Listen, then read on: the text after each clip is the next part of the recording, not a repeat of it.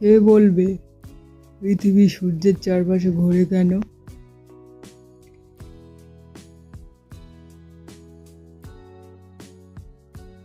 Sir, পৃথিবী নিজের কোনো কাজ থাকে না, তাই সে সূর্যের চারপাশে ঘুরে বেড়ায়। ঠিক যেমন আমি ফ্রি থাকলে মাঠে বল খেলে ঘুরি। স্যার, আসল কারণ হলো সূর্য এত বড় আর শক্তিশালী, তাই পৃথিবী তার চারপাশে ঘুরে বেড়ায়।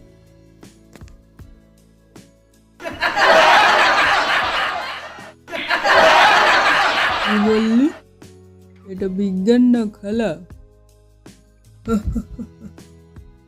ঠিক আছে, ঠিক আছে, ওখানে উত্তরও মন্দ না।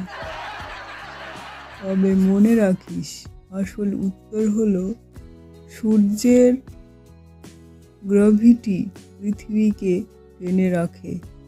বুঝেছিস? এটাই আসল উত্তর।